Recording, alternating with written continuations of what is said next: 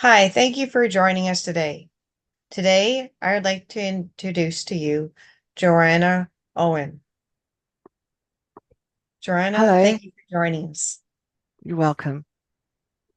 Can you please tell us a little bit about yourself? Sure. So I'm 53. I live in Australia. It's currently raining outside. I am the mother of three adult women, and the nana of a 13-year-old boy. Um, I have a social worker background and I experienced a bit of a traumatic, um, prolonged event where I was very, very unwell for a very long time. And coming through the other side, um, I have PTSD because of this trauma. And I wanted to educate myself on PTSD and working through my trauma. And that's how I stumbled across the Centre for Healing. And they offered a free trauma informed course. And I thought, oh, I'll jump on board and see what that's like. It was barely halfway through the course where my body started waking up again. I was connecting back to my body. We have a fear of being in our body because that's where all of our feelings are. So we often avoid that and live in our head. And through that course and me reawakening um, this type of trauma healing, I needed to learn it so that I too could support people going through their own trauma. Um, yeah, there's a whole new worldview on what trauma is and how we go healing it. So this is a very passionate thing for me. So I'm really feeling privileged to be able to talk to you about some of my story and how working through it has helped me. Thank you so much. How do you feel about telling us about your trauma story? So I'd like to talk about bullying and how when you are constantly told something, it becomes your reality. So, for as long as I can remember, um, pardon me, my oldest sister, um, I've got an older sister and a younger sister, so I'm the middle child of three girls. Sorry, I've got the hiccups now. Um, and for as long as I can remember, my sister was a bully to me, to the point where she still now, as an adult, tries to gaslight me and uses reactive abuse on me. And I'm not too sure if you know what reactive abuse is, but it's when the person makes a comment that they know will fire you up, but to other people, there's no relevance as to why they're saying it. There's only reaction from me. And then people are going, what are you so angry for? Um, she only asked this, whatever it might be. An example was, so all of us, sisters and our families, were out at mum's and dad's, and I had either made or was making my result. And Nicole had a bit of a glance over it or something. And remember, she's the one who's always got to have the one up. She doesn't like to compliment me. And she said something along the lines of, oh, it's very similar to mine, but there was minus an ingredient or another ingredient was added. That's fine. So then anyway, we're all sitting down at the table eating, and someone commented, oh, nice rissoles, Joe. And as I was about to say thank you, Nicole says, I cooked them. And I went, no, you didn't, because I was really caught off guard thinking, how could she say that? No, you didn't. I cooked them. And she says, no. And as I was trying to defend myself, Mum, stop fighting. And I kind of went, oh. And I look at Nicole and she's smiling. So that's reaction abuse from her. There are other times when our auntie, uncle, and cousins from South Australia came over to ours during the school holidays. And where I lived at the time was about a half-hour drive to my parents. And so I get there, and Nicole, my youngest sister, and our cousin Kate had gone, only just left to go and watch a movie. And I passed, and I remember um, passing them on the way out. So she had only left like 10 minutes before I got to my parents. So to me, that was a deliberate exclusion. Um, so as I said, from as long as I can remember, Nicole has had it out for me, really nasty.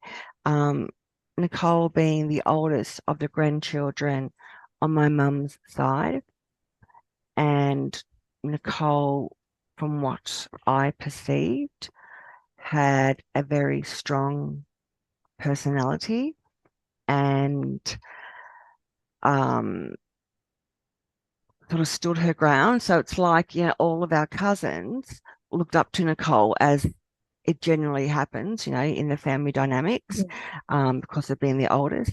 So she had a real lot of influence from our our cousins.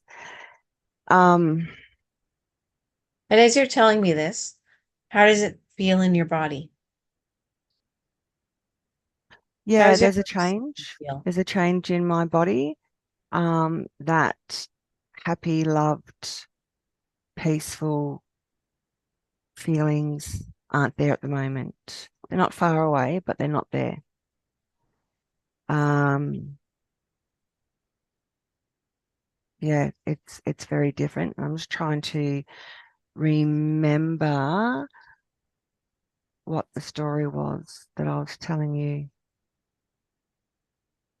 About Um, Nicole and your yeah, cousins all looking up to her.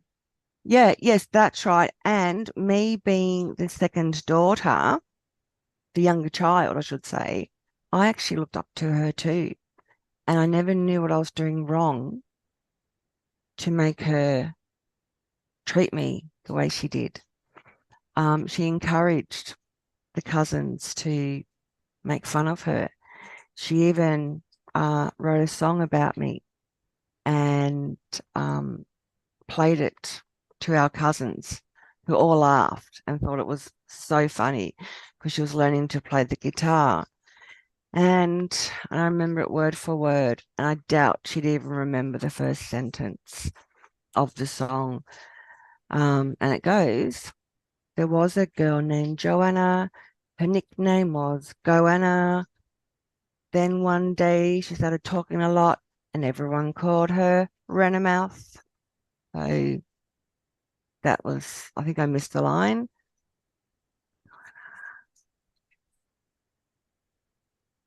Yeah, I might have missed the line, but that's the song. And as I said, I doubt she'd even remember the first sentence. Um, And were you also And bullied at school? yes, yes, yes, I certainly was. And looking back at that time, I believe um, I am on the spectrum to some degree. I mean, we've all got traits of it. Um, because I was always made to believe that it's all my fault because I'm not somebody different. Um, I believed I was really dumb because people treated me like that. And I thought, wow, I must be really dumb. What am I doing wrong? Why am I on this earth? Um, and as you know, my name is Joanna. So, of course, I got Goanna. And if you don't know what a goanna is, it's a really big lizard with really sort of scaly skin texture. And one day I heard her, Joe, come out quick, you're on TV. So I ran down the stairs thinking, oh, I'm on TV. And there was a goanna. She laughed about it. So, because she was very influential on me, and how the cousins also treated me the way she did. Um, I grew up believing I am the ugliest person on this earth and will never experience love and joy and happiness because I was so ugly. Nobody, I believed, would want to show me love and support and affection to someone who is the ugliest person um, in the world. Um, and I Which you're was not. really dumb. Pardon? Which you're not. Thank You're you. not the ugliest person in the world. You're Thank not you. even ugly. You're pretty. Yeah, thank you. I can bring myself to say I know I'm not ugly. Um, I struggle with saying I am the opposite word of ugly. See, I can't even say it. Um, but I will also say how hot and sexy I am, play on those words. But the opposite word of ugly, I struggle to call myself that. So that was my programming that has been embedded in me from my sister, from my cousins, and then spilling it out into the school. Um, yeah, and that I was, because my mum was also very critical of us girls. Um, Mum taught me to not ask for help from her, um, or ask for advice from her because I knew that she would criticize me for asking the question that is obviously such an easy answer that I shouldn't even be asking that question. An example was so maybe 12, 13, watching some program on TV about the Eureka Stockade. And it spoke about how our flag became what it was. And I asked out loud to my parents, oh, so how did the Australian flag get made? Who made that decision? Who decided that was our flag? And Dad goes, what are they teaching kids at school? How can you not know that story? Mum, I think she just likes to hear the sound of her own voice. So it shut me down and I still never got the answer. So, um, yeah, and my belief is, how do I not know this? Why don't I know this? They told me that I should know this. So why don't I? What did I not pay attention to when they were talking about the Eureka Stockade in class that I don't even know they did, but that was what ran through my head. And I was always having conversations in my head, practicing what I would say to my mum or to my sister or whatever it might be, even like the school teacher who didn't bully me. I practiced it as much as I could until I was believing that this will be the right question and I won't be told I'm stupid and I'll get an answer. So before any interaction, voices And in you my find head. that impacts you today, how you were treated growing up? Yeah, yeah, yeah. Well, as I said, I can't say the opposite word of ugly when I talk Mhm. about myself. It blows me away that I have, and it really humbles me that I've got just the best friends, the most caring and supportive friends. I didn't have friends growing up. Um, and to now have some of the most beautiful relationships with my friends really, I don't want to say the word humble, but it really, it's like a wow, but a really soft wow. I've got a beautiful friends. Never thought I would have this. They're a So, blessing. um, yeah, yeah, they are. Um,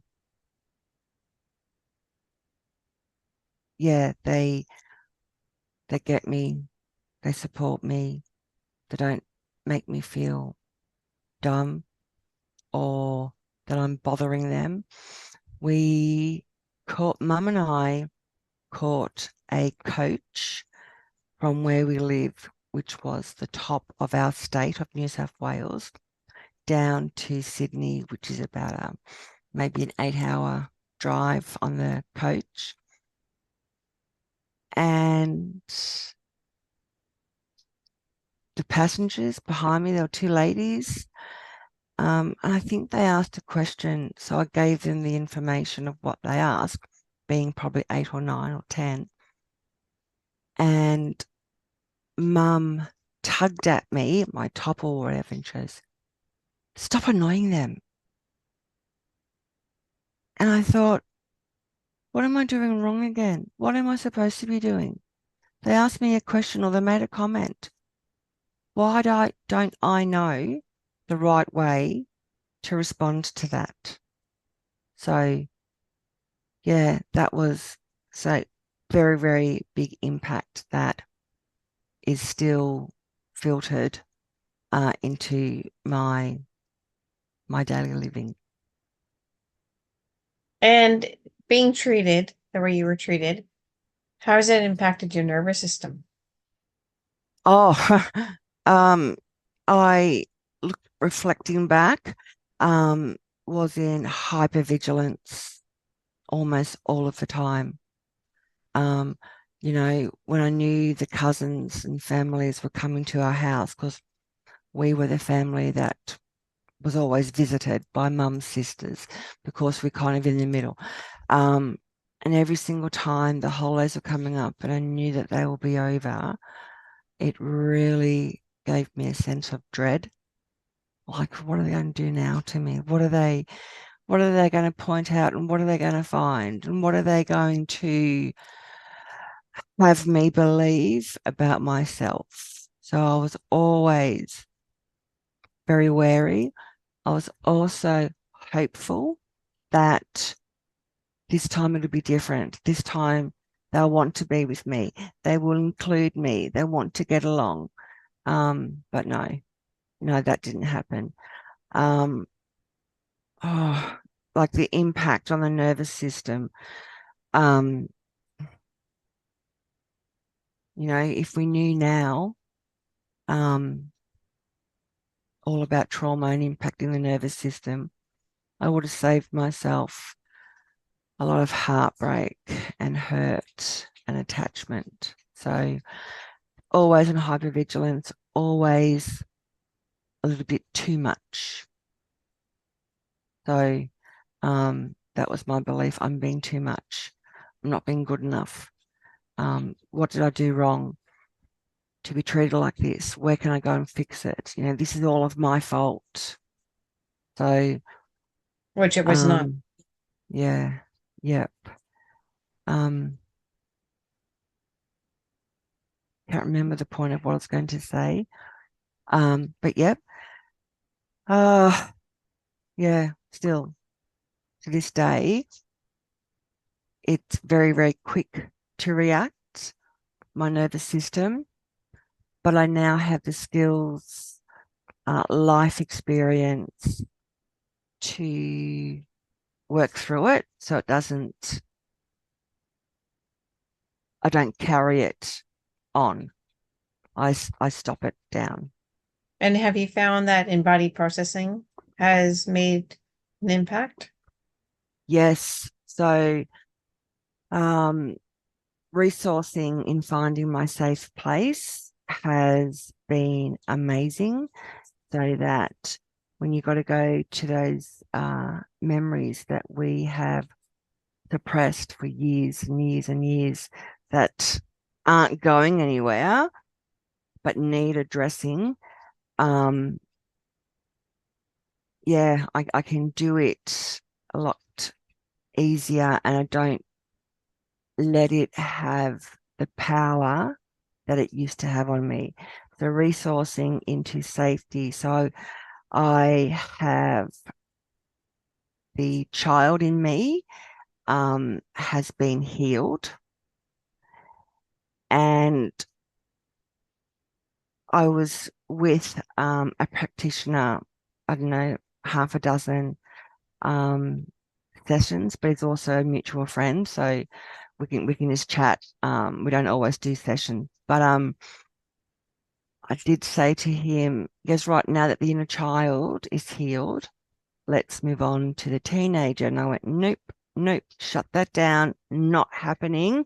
You will not coax her out of her hiding place." Um, so he actually said, "Well, we can anchor a safety from adulthood. What would be your happiest memory?" So I spoke about my wedding, marrying my husband. And then when we did a little bit of exercise around her, light bulb went on, and found two resources during my teens. So when you have the support of the younger version of you and equally the same as the adult version of you, uh, we were able to gently coax the teenager in me out. That's been very beneficial. Awesome. And was there a time you were not aware that you had trauma? Oh yeah, yeah. Um,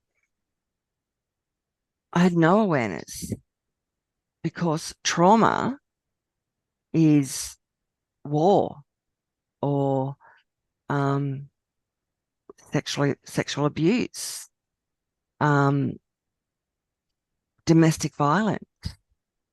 It's not me who is dumb and ugly. Um,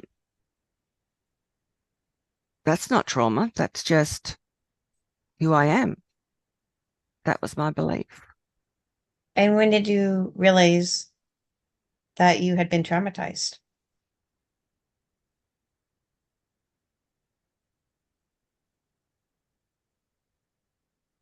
When I dived deep into my unconscious mind and realizing how in my family dynamics it wasn't just me. It was the result of being bullied and criticized and made fun of, um, that created this trauma that I didn't even realize was a trauma until I started connecting my mind back to my body. It was, everyone has their own family dynamics. Everyone believes that is the right family dynamics, because you don't question it when you're young. The adults make the decisions. They're the smart ones. They're going to just do it, create the family dynamics, and just be told how to act, feel, and think. So I believe that, well, that was my normal, my family dynamics. That's my normal. Growing up believing that the way I was spoken to and treated and made to believe I was ugly was all true. I believe that's many people that growing up, they believe what's happening in their home Yes. is normal. And that's Yes. the average home. Yeah. Yeah, exactly. So, exactly, I realized when, oh my, and then I was able to nurture and care for those younger versions of me. I was able to give her what she needed in that moment. And there is an actual sense that you experience when shifting your belief, reprogramming who you are, and operating from that program that was created from that day forward. Far less negative self-talk, able to look at in the mirror and smile knowing that I'm not ugly, knowing that I am smarter than what I believed I was. And what would you recommend for those just starting their healing journey or considering starting their healing journey? Just do it. Just take that step. The very first step is always the hardest, especially where we are bringing up some huge fractured parts of ours that we don't want to acknowledge, because knowing what will happen is too much. You want to just put it away and forget it. And our mind is really cunning. It has the ability to make us believe that what we perceive as true is actually true. So your mind catastrophizes things that is in the imagination. And then when you are in your reality going through it, it isn't as scary and as daunting and as debilitating that your mind is making you believe it is. So just trust it. Just trust. Just take that step. Take that step, and you'll either fall or you'll soar. But even if you do fall, you have the safety net to catch you and then restart it, but restarting it with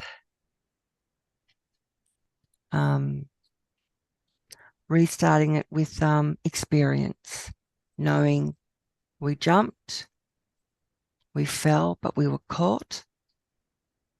We learn from that. We reset, refresh, and do it again. And this time, you won't fall as far as you did the first time, but you then reset and do it again. And each time you reset, it's creating a very concrete pathway, neural pathway to operate from moving forward. So,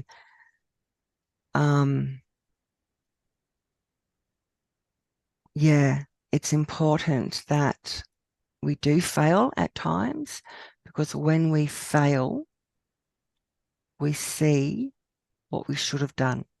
We are actually more open and aware when we fail, because we then know what to do for the next time. Everything is lessons, and if we get the right meaning of that lesson, we level up even more. We are more connected with our consciousness, not our unconscious. So when the body starts healing, it craves more healing. So just do it. Take that step. There's a safety net ready to catch you. Thank you. And do you know others that have started their healing journey? Yes. Do any of them regret starting their healing journey? No. Nope. No. No. I've been with a client since March, and she is able to measure the change in her that has occurred since diving internally, bringing up all of that pain to the surface, to no longer have it as an unwelcomed intruder. Okay. Yeah. Thank you. My business, Yes. yes, serendipity of the soul. Perfect. Well, thank you so much for joining us today. I Thank you, appreciate Erin. it. So do I.